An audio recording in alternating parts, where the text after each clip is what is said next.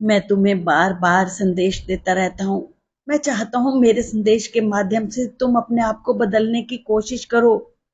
जो तुम्हारी सोच नकारात्मक हो चुकी है उसमें बदलाव लेकर आओ। तुम नहीं जानते, तुम्हारी एक नकारात्मक सोच तुम्हारी 5 सकारात्मक सोच को बर्बाद कर देती हैं। अपनी सोच को बदलो, अपनी खुशियों को ढूंढो। जो तुम्हारा ये सोचना है ये तुम्हारा भविष्य तय करता है।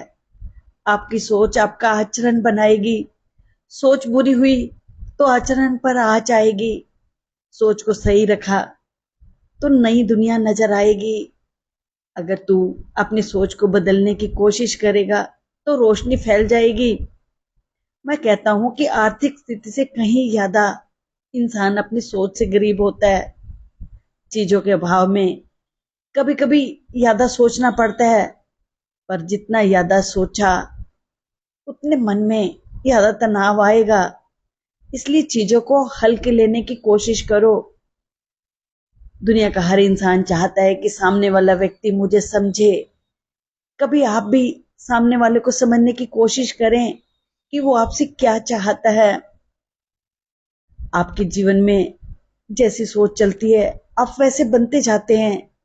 इसलिए अच्छा सोचें, अच्छा बने। अगर आप ये सोचें कि आपने सबकी मुस्कुराहट की वजह बनना है तो यकीन मानो सिर्फ खुशी ही नहीं मिलेगी, आपकी जिंदगी में सुकून आ जाएगा।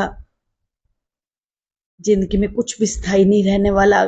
अगर कुछ अच्छा चल रहा है तो उसका आनंद क्यों नहीं लेते, क्योंकि वो हमेशा नहीं रहने वाला।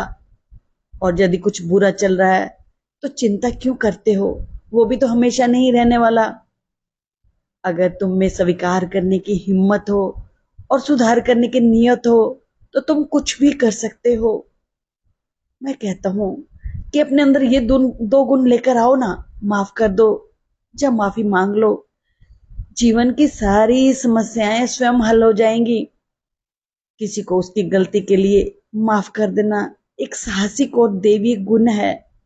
तुम्हारे जीवन की बहुत सारी समस्याएं तब पैदा होती हैं जब तुम्हारे मन में अहम का ये भाव आ जाता है कि मैं उसे क्यों माफ करूं।